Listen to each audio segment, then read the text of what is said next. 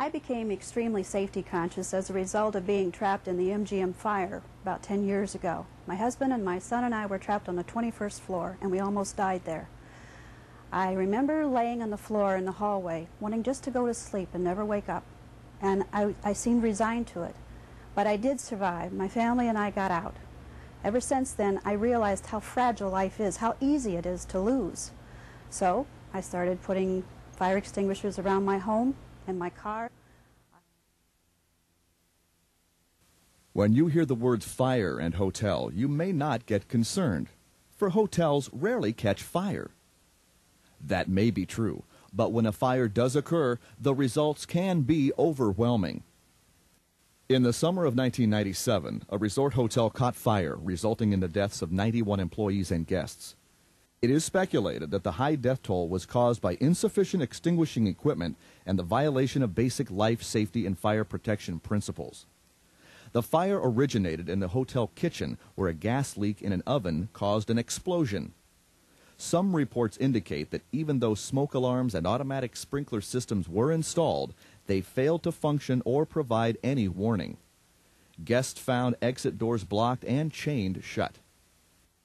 The leading cause of death in fires is smoke inhalation, not contact with the fire. The importance of fire safety in a hotel environment can't be overstated. The lives of guests and employees are at stake, and the stakes are high. In this training program, we'll discuss basic fire prevention, emergency plans, early warning systems, smoke control, and hotel evacuation. Safety is everyone's responsibility. Fire prevention. Let's begin with the basics of fire prevention. It starts with good housekeeping. Mechanical and electrical rooms should not be used as storage areas. The storage of combustible materials, such as boxes, towels, and paper, and flammable liquids, such as paints, solvents, and fuels, should be avoided. A clear zone of 36 inches should be maintained around all electrical and mechanical equipment at all times. Storerooms, linen rooms, and janitor closets can get very messy if you don't clean them after each use. All trash, empty boxes, etc. should be removed daily. The storage of paper, boxes, and other materials can result in a potential fire hazard. Be sure to keep the storage at least 18 inches below sprinkler heads. Never store oily rags in anything but a metal can with a metal lid. The reason behind this is spontaneous combustion can occur. If soiled rags are just thrown in a corner or put in a non-metal container, these rags can catch on fire. All flammable liquids should be stored in their original or UL-approved containers. The containers should then be placed in a flammable liquids storage cabinet. Be sure that all containers are closed and labeled with the contents and appropriate labels. Obey all smoking policies. Never smoke in unauthorized areas. There have been many deaths attributed to smoking materials catching other materials on fire. If you work in the laundry facility, it's important that lint traps are cleaned at least once per shift. They may need to be cleaned more often depending on the linen. A large number of hotel fires are caused by greasy kitchen rags. A few simple procedures will prevent this from happening at your hotel. First, kitchen rags should only be washed in the morning. The kitchen should deliver the rags prior to the laundry facility closing. The rags should be then placed in a bucket of degreaser and soaked overnight. In the morning, the rags should be washed on the appropriate cycle. When complete, inspect them to ensure there is not a large buildup of grease. Dry the linens. Be sure that the kitchen rags complete the cool-down cycle. Immediately remove and inspect the linens to be sure they have cooled. If not, lay them out on a table until all heat has dissipated. Kitchen hoods is another area where fire may occur. Grease-laden vapors rise from the cook line and are caught in the hood by filters or wash water. The residue left behind from these vapors is extremely flammable. The hood should be wiped out nightly to prevent the buildup of grease. Filters should be removed and washed at least weekly. This may need to be done as often as daily depending on the type of kitchen equipment being used and how busy the kitchen is. The hood and ductwork must be professionally cleaned at least every 3 months. Be sure that deep fat fryers are separated from open flame equipment by either distance or a baffle. Following these simple procedures will greatly reduce the chances that a fire will occur in your kitchen. You can see in this photograph how grease and debris in this chimney flue caught fire and engulfed a large area of the hotel before being extinguished. Emergency planning. Have you ever witnessed someone who doesn't know what to do in an emergency? To avoid being unprepared, fire drills must be practiced. It requires time and effort, but it is a necessity. If you are not familiar with your responsibilities during a fire, please be sure to ask your supervisor. Emergency exits are identified throughout the hotel. Everyone sees them, but after a while you don't pay any attention to them. Don't let these areas become a convenient storage area. In case of an emergency, this may be your only way to safety. Never block or stack materials in front of exit doors. Be familiar with your emergency evacuation plan, how and when to sound the alarm, and know your evacuation routes and rally points.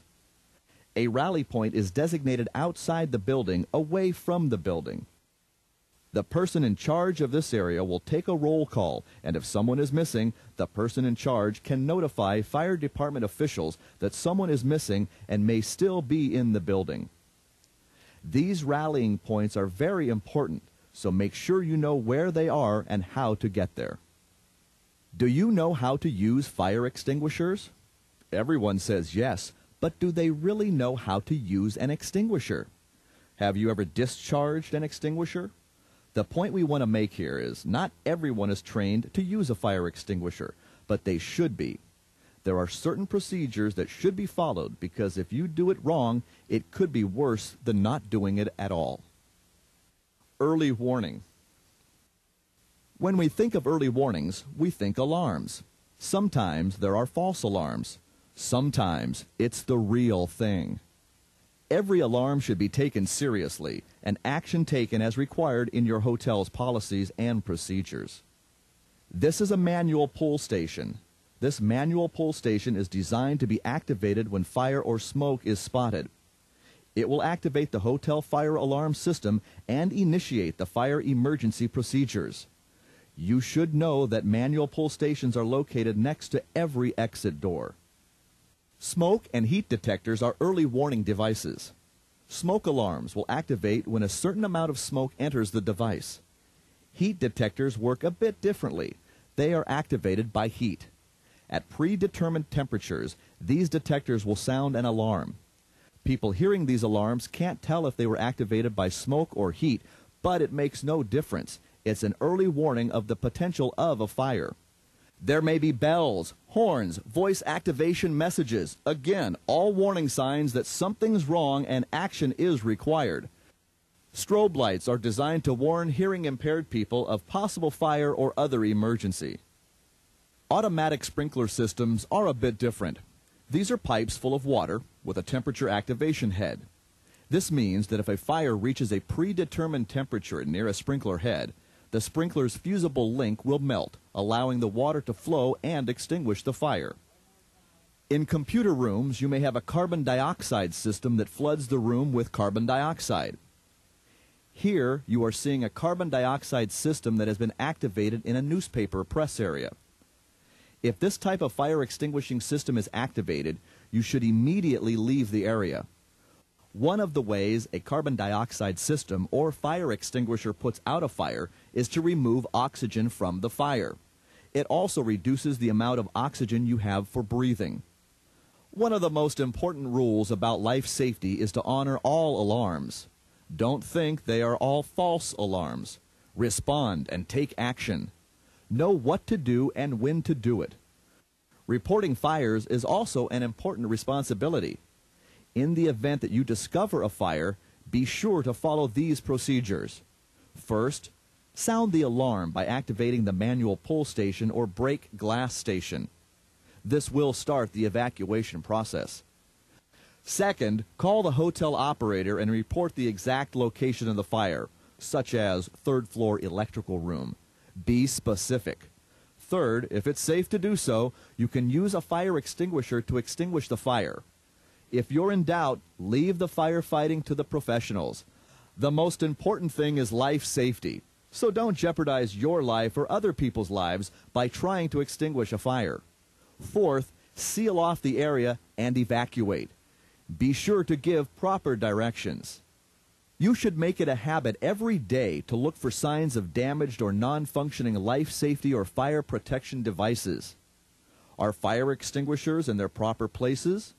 Have bells, horns, sprinkler valves, pull stations, fire hoses, or other items been damaged or tampered with? Are all of the fire doors closing and latching properly? It's your job to report damaged items so they can be repaired. It's an important job. It can be life or death in case of an emergency. As we said earlier, smoke inhalation is the leading cause of death in fires. When a fire occurs, smoke rises. That's why you always hear safety professionals tell you to drop to the floor to find your way out of a smoke-filled room. Don't be mistaken and believe that if you get down low, the smoke won't affect you. That's not the case. However, in the early stages of a fire, the smoke rises and you're able to see and breathe better near the floor. But eventually, smoke will fill the entire room.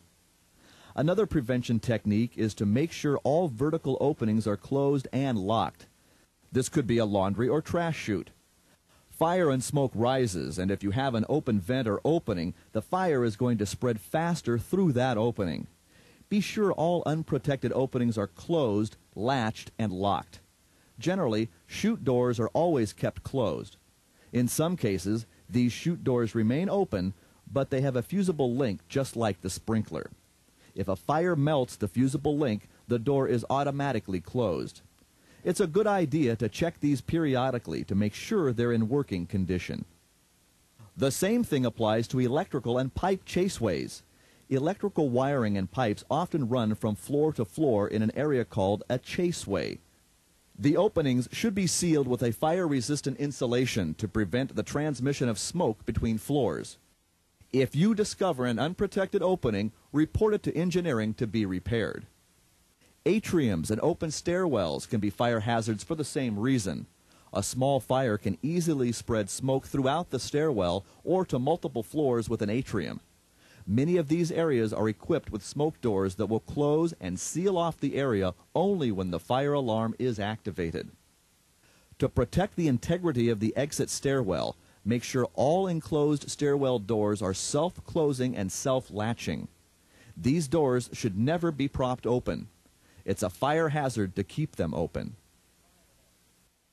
We've talked a bit about controlling smoke, but let's take it one step further. Fire doors must always remain closed and latched, not locked, but latched. This is of paramount importance. You don't want the doors to remain open and fill the stairway with smoke. Again, it's important to report any damage. This includes making sure fire doors operate as intended. Never allow storage or materials to be stacked near emergency exits or fire doors. In some corridors, additional doors which normally remain open have been installed. These doors are called smoke doors and are designed to close automatically when the alarm sounds. They will compartmentalize the floor, thereby helping to prevent the spread of smoke. These doors should be in good repair and should not be blocked open. Guest room doors are generally self-closing and self-latching. They're designed for that.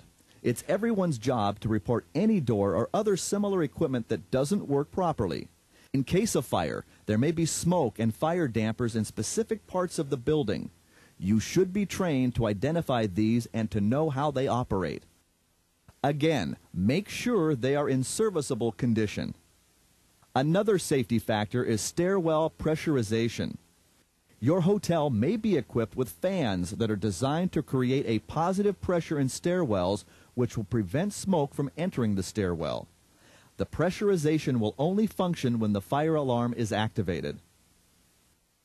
When we discuss proper egress, we are talking about the method you use to exit the building. There should never be any storage in hotel corridors. That impedes proper egress. There should never be any chairs or tables stored or placed in corridors. Exit doors must be maintained in a clear and unobstructed manner.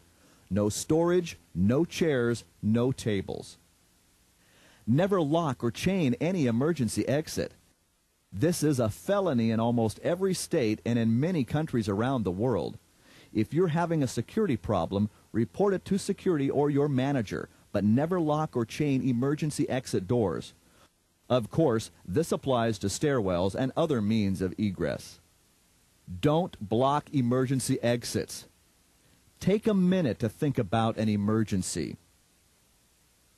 If you store materials in a stairwell or corridor, it may not be a problem for 1 or 2 people to exit.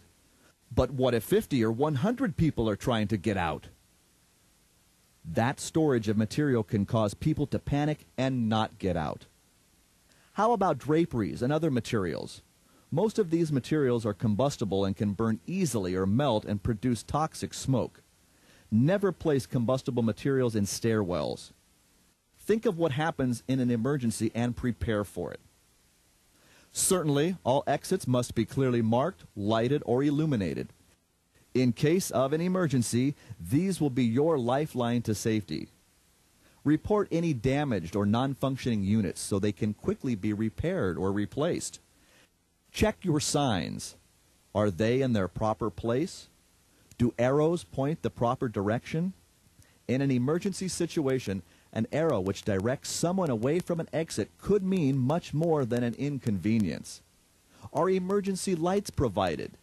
In case of an emergency and the hotel loses power, will emergency lights come on and illuminate emergency exits and corridors? Emergency lights and exits should be inspected at least monthly. Emergency generators should also be checked and tested frequently. We've covered a lot, but we've also left out many things. Fire safety and prevention is your responsibility. Make sure everyone is trained in emergency equipment, emergency procedures, and that your hotel's fire plan includes everyone. Guests may not take the time to think about fire safety, so your hotel must have procedures and a plan in effect to protect them. You are the eyes and ears throughout the hotel, in guest rooms and other work areas. Be aware of fire safety, emergency exits and equipment, and report any damaged or missing equipment. Fire protection is everyone's responsibility. Thank you.